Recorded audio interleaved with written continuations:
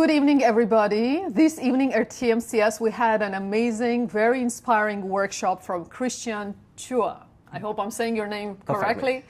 And the inspiring topic was about body language. Before we get into this, I would like to quickly ask Christian to introduce, because we have some people who haven't been at the workshop and would like to know about you and how you got even inspired to start with the topic of body language. Okay, thank you for the opportunity. I'm Christian Chua. I speak for a living. I've been paid to speak for almost 30 years. Isn't that nice? Some of you get scolded for speaking. I get paid for speaking.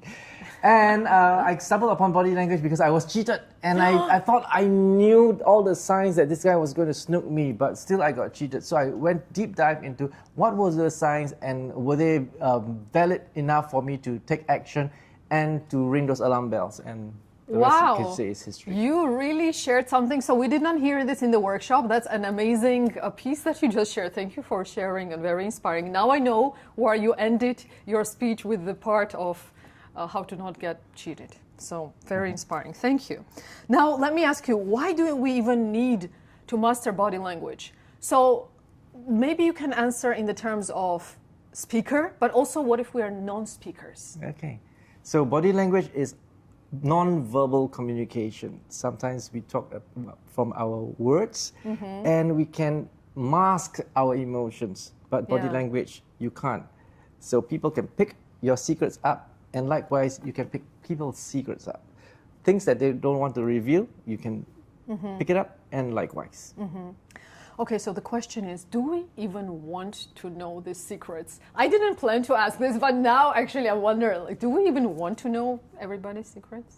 I think it's an advantage. I think already animals know how to do that. Okay. It's for their self-preservation. So when a new giraffe that is born, a young calf, within the same day, he knows that the lion is a predator. And we actually have that as human beings, but we're told not to judge. Don't judge people, don't discriminate people. But this is profiling. And the body language gives us more information for self-preservation. Of course, makes sense.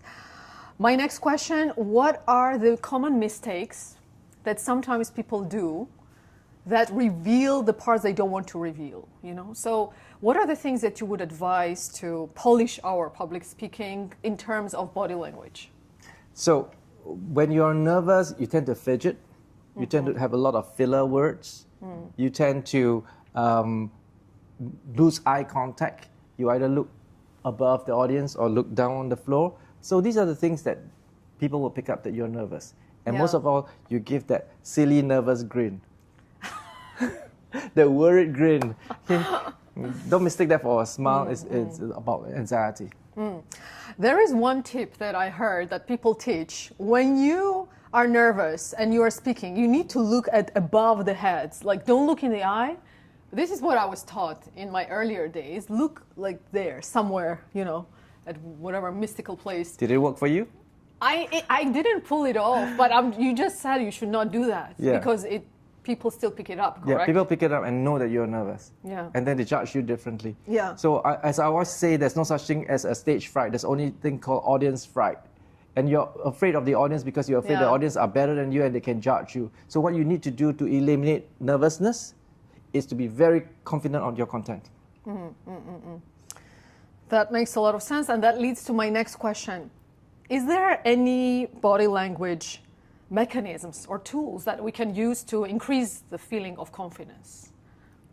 Can you rephrase that question again? Yeah, so sometimes they say, you know, if you want to feel confident, anchor yourself, like hold your hands in a pyramid style, whatever style. But are there any tools that you might have used or you would like to recommend how to increase confidence if person does not feel and then needs instant shift in an energy? Right. So to fake it, you can fake it momentarily. You can stand in a power pose. Okay, power pose, arms apart, legs apart. But how long can you fake it on the stage if you're still nervous? So I always like to settle the internal. Get rid of the nervousness and find out why you are frightened. Yeah, that's a deeper rather word. than trying to pretend with gestures. And after a while, it's incongruent. What you say and how your body language moves is incongruent. Yeah. Before I jump to another topic, I want to use one of the tips that you offered. and pretending that this is the microphone. You said never go, does it work or not? I loved it because so often at Toastmasters, but also with other speakers, I see people start like this, does it work? Do you hear me? And I agree, it's not a powerful start. So what is an alternative to this start if you're not sure that your microphone is working or it's simply not working? If you have to tap on the microphone, don't do it so deliberately that the audience can see. You can tap at the bottom of the microphone and then continue speaking. If you think that's not appropriate, speak straight right away into the mic. And if the mic is not on, in the unlikely chance that the mic is not on, just smile at the audience and have command of the stage, own the stage, flick it back on and continue. If it's a small room, speak without the mic for a few seconds. Another tip, this reminds me that another tip that Christian did, saying, even if you fall from the stage, you just say, I'm going to answer questions. Take questions from the floor. I'm going to take questions from the floor. This is something I will remember at any time. I love that. I love how much humor you brought to your speech, because it's not easy to keep 1 hour session so interactive. It's not easy to keep it so interactive that people listen to you intently, and you manage that. I feel I think what you did, but what is your secret to keeping it so interactive that people listen to you throughout 1 hour? If I got to reveal this secret,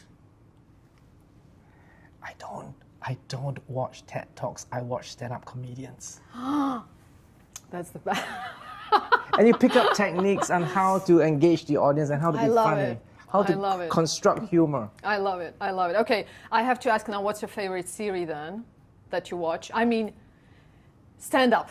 I was going to say sitcom, but no, stand-up. What's your favorite stand-up that you like to watch? Local, Rishi Burani. Oh, okay, and for now we know. The international, people like Ronnie Chang, Yes. Chris Rock, I love them. Yes, makes sense. I agree. It also adds a lot of humorous techniques. All right, another question that also was actually mentioned in the audience in the virtual setting of a meeting. Very often people struggle because you don't really have much visual of people, of audience. How do you still maintain body gesture, body confidence, whatever it is? What can we do? So what, for example, right? A person doesn't see me, but do I still use my gestures? So what is your take on The short answer is yes. Because sometimes when you're on stage, the floodlights are in your eyes. You do not see the audience. You must imagine that they are there, and you must imagine how you're coming across to them. So in the same way, when you're doing online, that's exactly the same. You have to imagine the audience are still there, and you're worth listening to. Okay. So they can feel the energy. Correct. That's what it is. Do you have, the filler word that you mentioned, eliminate filler words to come across confidence, which is not fully possible at all times. Not fully possible. But a few filler words are okay, but if you keep going, I want to tell you something, that's a filler word. And the other redundant words are like words like basically. Basically, we're going to talk about basically. These are redundant words. I never realized. When you mentioned, I thought, okay, that's true. People overuse that. All right, one of the questions we had is, so somebody from our audience or from the listeners would love to master body language. Where do they start? They should start, to master body language, there are lots of free resources on YouTube. Because a lot of body language experts like us, we put it out there as our calling card. People watch our videos, they hire us. So there are lots of free resources there. And if you want a more official and academic way of learning, I personally have public programs. Okay, that's good to know. A full-day that's good public to know program. for our listeners that they can also learn from you. One-on-one, is that? No, it's No, in just a group, online. group in setting. a group setting. Yeah, in a hotel like this. Oh, that's lovely to know. Thanks for sharing. And one of the final tips. So, if I had to look up one of the best person who pulls off body language in your mind, in most masterful way, who would you say that is, apart from yourself? What do you mean? Do you mean like they know how to carry their body language well? Yes. In your opinion, who is most masterful body language professional? I don't know what, that carries themselves indeed so well that you look up to? A master in body language, I would think, would be lots of the politicians. Barack Obama is a fantastic communicator. Yeah. I think JFK would be another one of them. So when they speak, they hold a lot of clout and they command a lot of respect and authority. It's because how they have paced the speech, using the pregnant pauses and the emphasis at the right time. And with that, people cheer. Wow, yeah, I can understand why you pick him. Indeed, extremely polished speaker. My last question. So I would like to imagine that I'm talking to the audience and I should not fidget, I should not scratch or, pull up my hair. But what if I really feel that I need to do this? What do you advise? Just, hold your hands together, or what's your advice? You see, how to like an interview like this, it's very natural if you got to do this and do that. Yeah, but you don't keep doing it. When you ask me a question and I go like, yeah, that question is, then it looks very awkward. But now and then you just need to It's okay. So you don't say to completely just clench your fist. No, and I don't keep maintaining eye contact. It looks very creepy. Can be natural.